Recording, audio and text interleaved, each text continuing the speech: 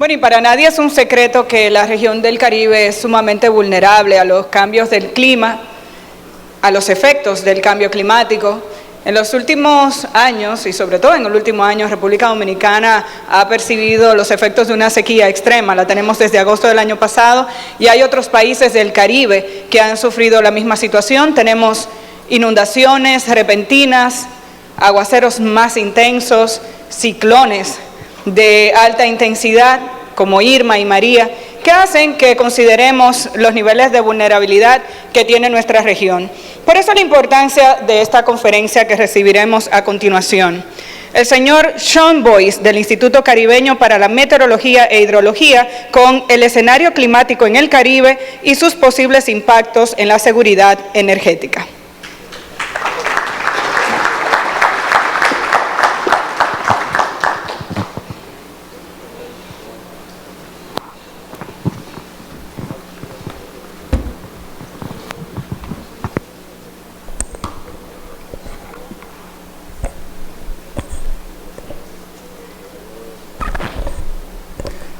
Thank you, Chair.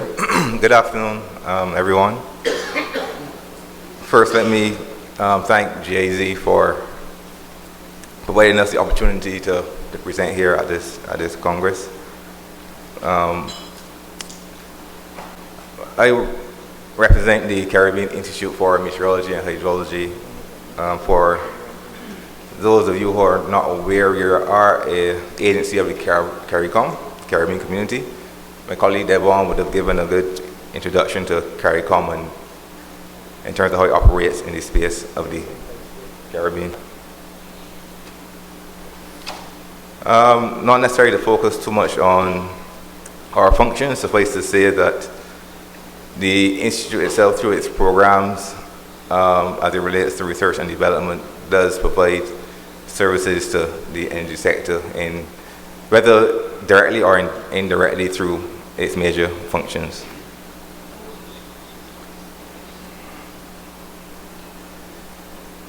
To kind of touch on the space in which we kind of work, the slide is essentially showing the different time scales associated with weather, climate variability, and climate change.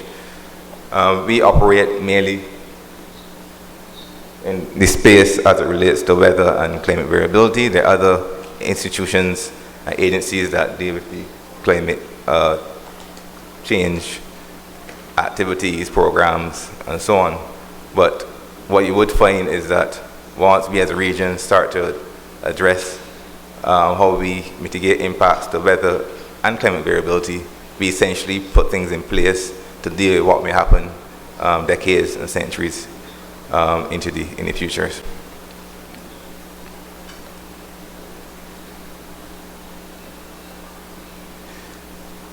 All right, so just a bit of background information on the vulnerabilities of small island developing states as it relates to changing climate. We have limited natural resources, which are very heavily stressed.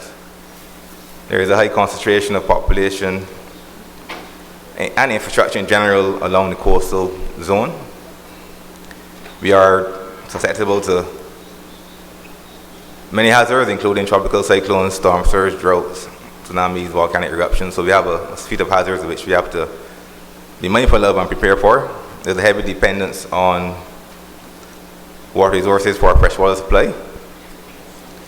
And of course, in those areas you have to deal with the issues related to saltwater intrusion and sea level rise.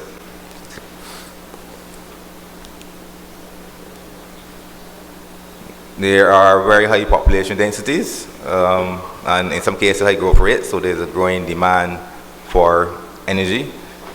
Inadequate infrastructure across most sectors. In some cases, some of the infrastructure would have been in place since pre-colonial times, so there's a need for further development of the infrastructure, which tends to be, in some cases, weak and very susceptible to climate impacts. The limited physical size, so you have limitations in terms of how you can adapt to a changing climate. And in very many cases, as I pointed out, you have a large percentage of the infrastructure on coastal areas with very limited access to the interior And in most cases, the interior isn't necessarily very good location for development. And of course, you have to deal with the financial and technical and institutional capacity issues. My colleague Devon gave a good presentation as it relates to how these small island development states of the Caribbean are heavily dependent on fossil fuels. I don't really touch much on this slide. Just to note that there are some activities, some initiatives being exploited and so on as it relates to the potential for renewable sources. But the question remains, those sources, those plans that are being put in place, do they consider a changing climate and how vulnerable they may be to a changing climate? So currently IPCC, they identify several climate-related impacts. Warmer and more frequent hot days and nights, of course, that speaks to the need for the increase of demand. Similarly, increase in frequency of heat waves. More intense hurricanes, but not just hurricanes, but more intense convective events, which in some cases bring more rainfall impacts than actual hurricanes. More intense winds associated with hurricanes as well, which would have obviously an impact on your infrastructure. Possible increase in coastal flooding from storm surges and sea level rise. Again, bearing in mind that most of the infrastructure is actually located along the coast, since it would be very exposed to such changes. And the changes in availability of water and rainfall patterns. So this is what the IPCC would identify as the major climate-related impacts associated with electricity demand and generation. The then United States US Climate Exchange Program pointed out that model simulations suggest that for each 1 degree Celsius increase in tropical sea surface temperatures, hurricane surface wind speeds will increase by 1 to 8% and core rainfall rates by 6 to 18%. Now, some of the research on this is still out there, is not quite reached the stage of consensus as it relates to the impact of climate change on the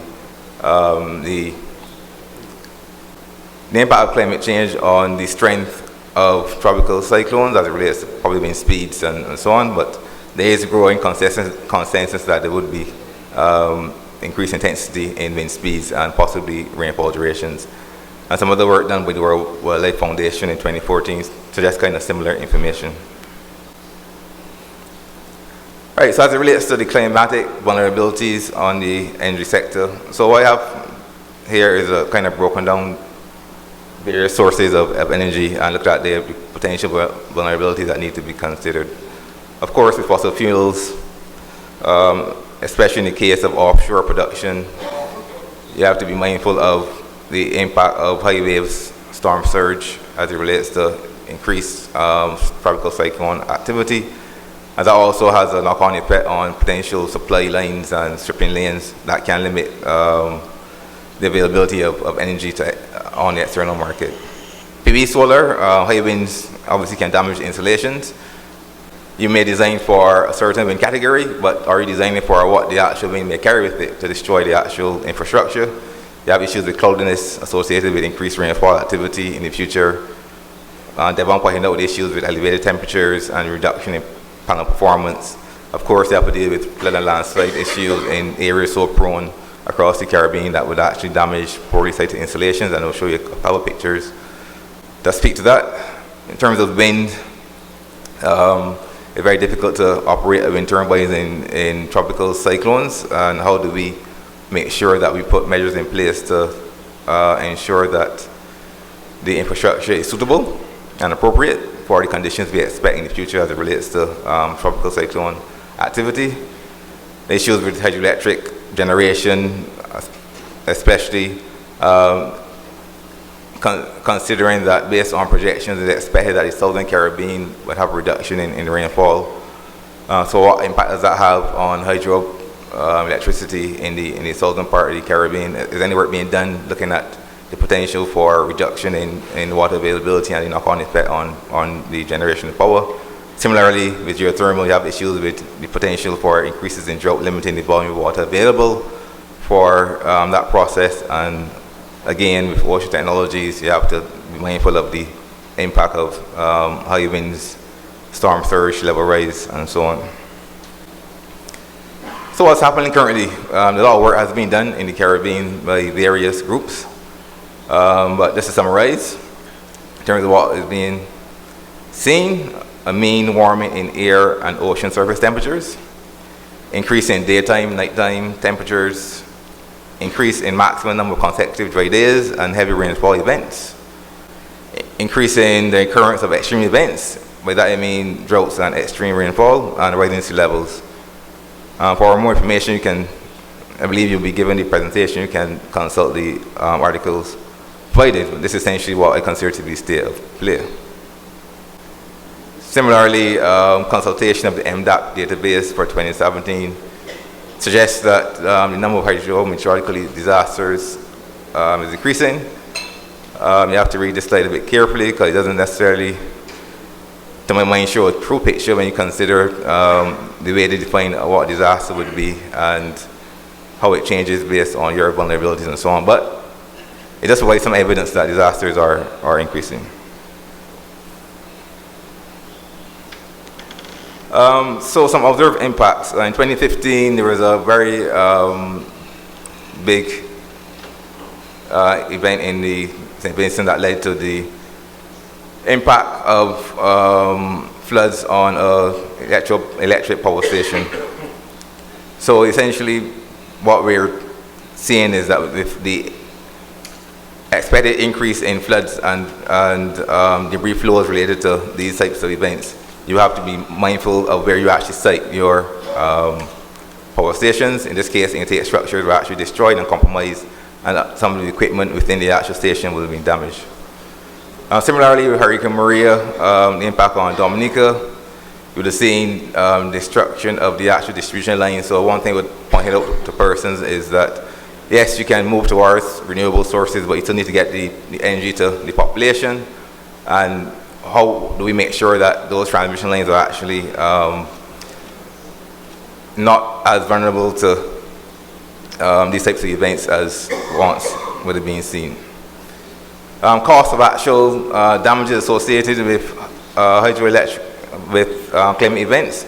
It's very costly to actually recover from these events. So when we move towards more renewable sources, and then you have impacts related to climate, how do we actually then put measures in place to make sure we can recover as quickly as possible, considering what we've seen in Puerto Rico as a result of Hurricane Maria? So do we have plans in place to make sure we can recover from possible impacts given the move towards renewables and the associated costs with getting those structures up and running?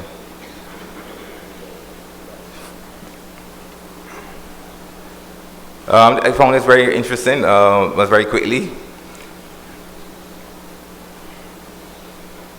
What about the use of hydropower? You have to be very careful when you expect to have the impact of drought on the systems. In this case, some work done by Stanford showed that when there's a drought, the western states tend to ramp up power generation. So does this mean that you need to make sure that even though you may have a renewable source in place, given the conditions of the climate in the future, you still need to have other ways of supplementing that source in case of anticipated or unanticipated shocks to the system, such as drought? So very quickly, in terms of how we can reduce vulnerability, we are essentially exploring some ways in which we can help the energy sector to mitigate threats and maximize opportunities. So I'll kind of run through this very quickly in the interest of time. Currently in Barbados, there's a Barbados Cloud Observatory that's looking at the growth of shallow cumulus clouds. So those types of clouds are the most found clouds across the globe, arguably. And what is the impact of those clouds on solar irradiance and potential changes as it relates to climate change in those clouds on solar radiation is work that's being done. How do we utilize the information being provided by satellite observations as it relates to lightning detection? Can we use that information to mitigate damages to electrical infrastructure, given that we kind of know in near real time where these thunderstorms are occurring? Devon kind of touched on this, so I wouldn't really go much more in depth in terms of what we're doing here. Just to suffice to say that it's very early in development, and we're looking to see how we can forecast solar irradiance based on the work we've been doing with our simulations, modeling the environment. Very quickly, in terms of wind potential, there is a PhD that was recently completed by a member of staff showing the general excellent wind resource for the region on a macro scale. Essentially what he found that in a changing climate, you can expect in some areas increasing winds, in some areas decreasing winds. However, that being said, the increases and decreases when you look more closely are still makes it a better resource than diesel-based power based on the LCOE estimates. Impacts-based forecasting, the weather scale, being able to provide information to the energy sector as it relates to weather forecasting, and so on. So if you have an idea of the amount of rainfall expected, combined with the exposures, whether it be landslide susceptibility, and the location of your grid, can you provide information to the energy community about potential areas where you expect to be damaged? So those include also providing information on climate, so having information, forecast that speaks to the probability of heat waves and days of extreme heat. How does that then translate into information that you can provide the energy sector in terms of managing load and load balances? So we're looking to work with partners to provide them with that type of information to co-design, co-develop, and co-deliver these types of services. Dust. What is the impact of dust and dust concentration on performance of PV panels? So being able to forecast that information and compare it with the actual performance of the panels in the context of climate variability, where we expect to have varying environments and potentially more concentration or higher concentrations of dust in the atmosphere. The impact of potential volcanic ash eruptions. So these are simulations we're doing to try to plan scenarios as it relates to the possible impact of volcanic ash on the performance of solar panels and solar irradiation. So do we have plans in place to make sure that you can still sustain your delivery of power and certain scenarios? So in closing, the idea is, to my mind, is to build resilience in your systems in the context of a changing climate, which probably would include a number of different sources, not only relying solely on renewable sources and creating these kind of hybrid microgrids, given this fact that you can't have centralized systems, especially in very tight spaces, and the need for proper planning and assessment of climate risks and so on. So in closing, any day, when it comes to the impact of climate and on energy resources, we need a plan. If we fail a plan, we're planning to fail. So the idea is how we can work together by including climate weather information in plans moving forward to address the impacts on the energy sector. So with that, I close and I open the floor for any questions. Thank you.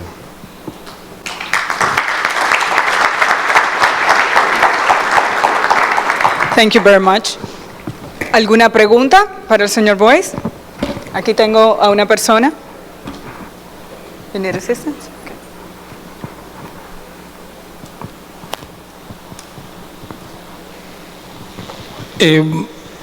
Muy buenos días a todos. En primer lugar, quiero felicitar a los organizadores de este gran evento.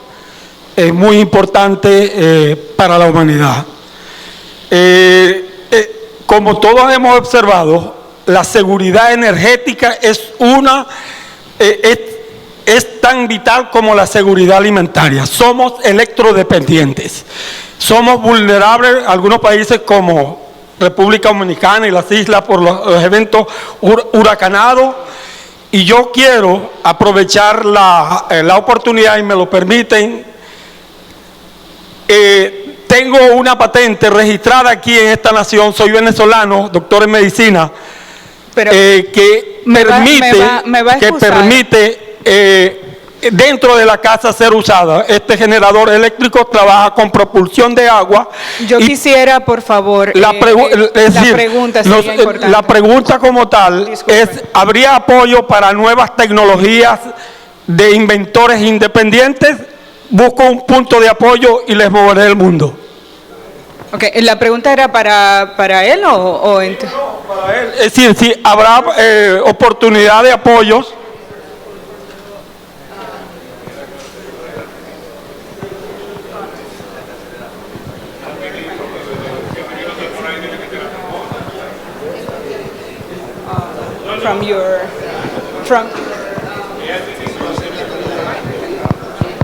Desde su institución no trabajan con este tipo de investigaciones y proyectos. Estoy a la orden, diga. Okay.